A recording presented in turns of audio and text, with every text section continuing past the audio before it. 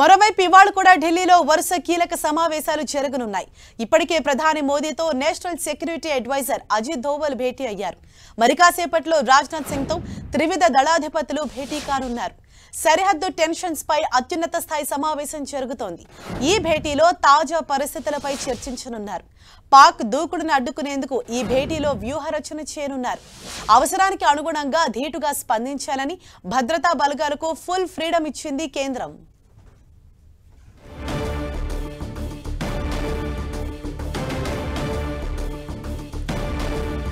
ఢిల్లీలో తాజా పరిస్థితులకు సంబంధించి అత్యున్నత స్థాయి సమావేశం అన్నది జరగబోతోంది. మరిన్ని డీటెయిల్స్ తెలుసుకుందాం. మా ప్రతినిధి గోపి మనకు అందుబాటులో ఉన్నారు. గోపి, కంటిన్యూస్ గా కూడా ఇటు ఈ మీటింగ్స్ అన్నవి కొనసాగుతూనే ఉన్నాయి, హై లెవెల్ మీటింగ్స్. ఇవాళ ఏ సమయానికి ఈ మీటింగ్ జరగబోతోంది, ఎవరెవరు ఇందులో పాల్గొనబోతున్నారు, ఇప్పటి వరకు ఉన్న లేటెస్ట్ డెవలప్మెంట్స్ ఏంటి?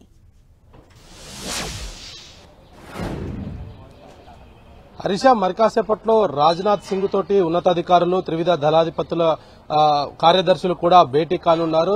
భారత్ పాక్ సరిహద్దులో నెలకొన్న ఉధృత పరిస్థితులు, ప్రత్యక్ష యుద్ధానికి పాకిస్తాన్ కాలు దూవుతుండడము, అయితే భారత భూభాగం వైపు ఆర్మీ, పాకిస్తాన్ కి చెందిన సైన్యం ముందుకు వస్తున్నట్టుగా కూడా గమనించిన నేపథ్యంలో ఈ యొక్క భేటీలన్నిటికీ చాలా కీలక ప్రాధాన్యత సంతరించుకుందని చెప్పొచ్చు.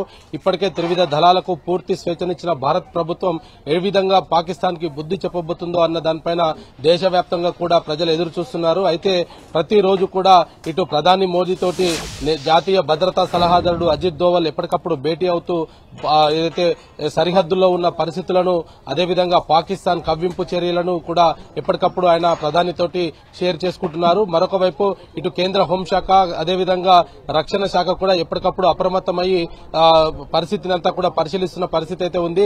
మరి కాసేపట్లోనే రాజ్నాథ్ సింగ్ అధ్యక్షతన కూడా ఈ యొక్క హై లెవెల్ మీటింగ్ కూడా జరిగే అవకాశాలు అయితే కనపడుతున్నాయి. దానికి సంబంధించిన షెడ్యూల్ కొద్దిసేపటికే విడుదల అవడం జరిగింది. అయితే ఇటు జాయింట్ ప్రెస్ మీట్ అయితే ఇంతకు ముందుకు చూశాము. ఇటు రక్షణ శాఖ, అదేవిధంగా డిఫెన్స్ కి సంబంధించిన శాఖల మధ్యలో ప్రెస్ మీట్ కూడా మనం ఇంతకు ముందుకు వినడం జరిగింది. డ్యామేజ్ కి సంబంధించి పాకిస్తాన్ సోషల్ మీడియా వేదికగా ఎటువంటి ప్రయత్నం చేస్తుంది, భారత్ ను కొంత భారత్ లో భారీగా విధ్వంసం సృష్టించామనే ఒక అలజడిని సృష్టించే విధంగా పాకిస్తాన్ ఎటువంటి విషయాలను కూడా చెప్పిందన్న దానిపైన కూడా కొద్దిసేపటి క్రితమే మీడియా బ్రీఫింగ్ లో కూడా చూడడం జరిగింది. అయితే ఈ రోజు కూడా ప్రధాని, అదేవిధంగా కేంద్ర హోంశాఖ, అదేవిధంగా రాజ్నాథ్ సింగ్ రక్షణ శాఖకు సంబంధించి ముగ్గురు నేతలు కూడా ఫుల్ బిజీగా ఉన్న పరిస్థితి అయితే కనపడుతుంది. ప్రతి నిమిషం కూడా అధికారులతోటి ఎప్పటికప్పుడు సంప్రదింపులు జరుపుతున్నారు, సమీక్షలు చేస్తున్నారు.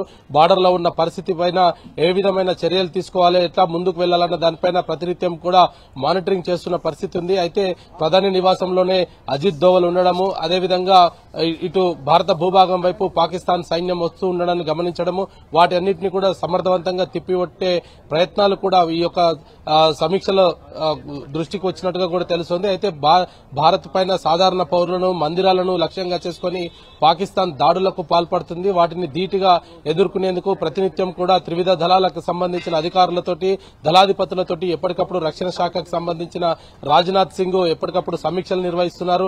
ఉన్న పరిస్థితినంతా కూడా తెలుసుకుని ఏ విధంగా తిప్పికొట్టాలన్న దానిపైన అధికారులకు చాలా కీలక సూచనలు ఇస్తున్నారు. మరొక వైపు కేంద్ర హోంశాఖ కూడా ఇప్పటికే అన్ని రాష్ట్రాల డీజీపీలతోటి ఎప్పటికప్పుడు సమాయనత్వం అవుతున్నది. వాళ్ళందరూ కూడా డీజీలతోటి, సీఎస్లతోటి ఎప్పటికప్పుడు ఆయన చర్చలు జరుపుతున్నారు. రాష్ట్రాల్లో ఉన్న పరిస్థితులు, ఎందుకంటే సరిహద్దు రాష్ట్రాలైన గుజరాత్, పంజాబ్, రాజస్థాన్, జమ్మూ కాశ్మీర్ లో ఉన్న పరిస్థితులను ఎప్పటికప్పుడు అడిగి తెలుసుకుంటున్నారు. ఆ పోలీస్ శాఖను కూడా పూర్తిగా అప్రమత్తం చేయడం జరిగింది. సీఎస్ కు సంబంధించి కూడా కీలక ఉత్తర్వులు జారీ చేయడం జరిగింది. సాధారణ పౌరులందరినీ కూడా సురక్షితంగా తరలించేందుకు అన్ని ఏర్పాట్లు చేయాలన్నది కూడా చెప్పారు. ప్రత్యక్ష యుద్దం అంటే ఆర్మీ, పాకిస్తాన్ కి సంబంధించిన ఆర్మీ బార్డర్ వైపు వస్తున్న నేపథ్యంలో తిప్పికొట్టే ప్రయత్నంలో సాధారణ పౌరుల ప్రాణాలు నష్టపోకుండా ఉండేందుకు అన్ని చర్యలు తీసుకోవాల్సిందిగా కూడా ఆయా రాష్ట్రాల సీఎస్ లకు పూర్తిగా ఆదేశాలు కూడా జారీ చేశారు. సమీక్ష చేస్తున్నారు. ఎప్పటికప్పుడు పరిస్థితిని అడిగి అధికారుల నుంచి పూర్తి వివరాలు ఎప్పటికప్పుడు సేకరిస్తూ వాళ్లకు కొన్ని కీలక సూచనలు కూడా చేస్తున్న పరిస్థితి ఉంది. అయితే త్రివిధ దళాధిపతులకు ఇప్పటికే పూర్తి స్వేచ్ఛనిచ్చిన నేపథ్యంలో వాళ్ళు తీసుకునే చర్యలు, ఎటువంటి చర్యలు తీసుకుంటే కొంత ఈ డ్యామేజ్ తగ్గుతుంది అన్న దానిపైన కూడా ఇప్పటికే ప్రధాని చర్చించినట్టుగా తెలుస్తోంది. ఈ రోజు కూడా రాజ్నాథ్ సింగ్ కు త్రివిధ దళాధిపతులు రానున్న రోజుల్లో ఏ విధమైన పరిస్థితులు నెలకొనబోతున్నాయి, దానికి భారత్ ఏ విధంగా ధీటుగా సమాధానం చెప్పబోతుందన్న దానిపైన కూడా ఆయనకు కొంత బ్రీఫింగ్ ఇచ్చే అవకాశాలు అయితే కనపడుతున్నాయి. అయితే ఈ యొక్క యుద్ధం, ప్రత్యక్ష యుద్ధం ఎస్ గోపి, అంటే కొద్దిసేపటి క్రితమే మా మీడియాను అడ్రస్ చేసినప్పుడు విదేశాంగ శాఖ కార్యదర్శి విక్రమ్ మిస్రీ ఒక మాట చెప్పారు. అంటే పాకిస్తాన్ అన్ని కూడా ఫాల్స్ అలిగేషన్స్ చేస్తోంది. మెయిన్ గా భారత్ లో ఉన్నటువంటి కొన్ని ఎయిర్ ఫోర్స్ స్టేషన్స్ పైన మేము దాడి చేశాం, పూర్తిగా ధ్వంసం చేశామని పాకిస్తాన్ ఏవైతే చెప్తుందో విత్ ఫొటోస్ కూడా వాళ్ళు ప్రెజెంటేషన్ లో చూపించారు. అవన్నీ ఫాల్స్ అలిగేషన్స్ అని చెప్పారు. సో ఓవరాల్ గా అంటే మీడియా ప్రెజెంటేషన్ లో ఏ అంశాలు మాట్లాడారు?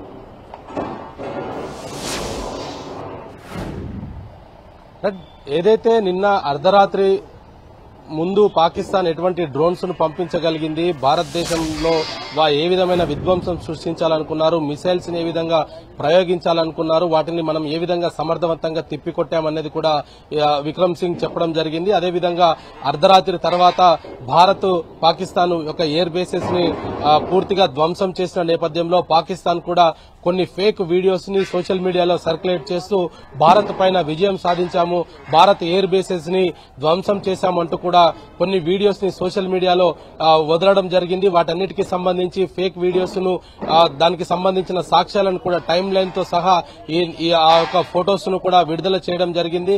ఏదైతే 3 ఎయిర్ బేసెస్ కి సంబంధించి పాకిస్తాన్ ఆరోపణలు చేస్తుందో ఆ బేసెస్ కి సంబంధించి పూర్తిగా ఎప్పటికప్పుడు వాటిన్నిటిపైన కూడా ప్రజల ముందుకు తీసుకొచ్చే ప్రయత్నం అయితే చేస్తున్నారు.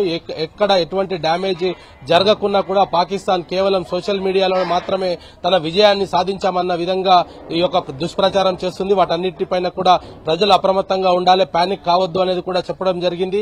అదేవిధంగా ఏదైతే సరిహద్దు రాష్ట్రాల్లో ఉన్నారో వాటన్నిటికీ సంబంధించిన 5 రాష్ట్రాలకు సంబంధించి కూడా ఎప్పటికప్పుడు పరిస్థితిని పర్యవేక్షిస్తున్నారు. ప్రతి కదలికలను కూడా పసిగట్టి వాళ్ళకు ధీటుగా సమాధానం చెప్తున్న పరిస్థితి అయితే కనపడుతుంది. మరి ఓవరాల్ గా ఈ రోజు కూడా ఇటు రక్షణ శాఖ, హోంశాఖ, ప్రధాని కూడా బిజీగానే ఉండనున్నారు. అధికారులతోటి అదేవిధంగా త్రివిధ దళాధిపతులతోటి ఎప్పటికప్పుడు సమావేశం అవుతున్నారు. పాకిస్తాన్ ప్రత్యక్ష యుద్ధానికి మొదలు పెట్టిన నేపథ్యంలో ప్రస్తుతం భారతదేశంలో ఉన్న ఆహార సమస్య అయితే ఏంటి, అదేవిధంగా చమురుకు సంబంధించిన నిల్వలు, అదేవిధంగా ఇతర వైద్యానికి సంబంధించిన వాటన్నిటిపైన కూడా ఇప్పటికే ఆయా శాఖలకు సంబంధించిన ఉన్నతాధికారులతోటి నిన్న కేంద్ర హోంశాఖ ప్రత్యేకంగా సమావేశం అవ్వడం జరిగింది. అన్నిటికీ సిద్ధంగా ఉండాలి. ఆసుపత్రులు ఏదైతే ఎయిమ్స్ కు సంబంధించిన ఆసుపత్రి ఢిల్లీలో అతిపెద్ద ఆసుపత్రి ఎయిమ్స్ ఉంది, వాటన్నిటికీ కూడా పూర్తిగా వైద్య పరికరాలన్నీ కూడా అందుబాటులో ఉంచుకోవాలని చెప్పడం జరిగింది. సో ఓవరాల్ గా ఈ రోజంతా కూడా త్రివిధ దళాధిపతులతోటి రాజ్నాథ్ సింగ్, అదేవిధంగా ఆయా రాష్ట్రాలతోటి కేంద్ర హోంశాఖ అజిత్ దోవల్ ఎప్పటికప్పుడు ప్రధానికి వివరాలన్నీ అయితే వివరిస్తున్న పరిస్థితి అయితే కనపడుతుంది. Right, thank you Gopi.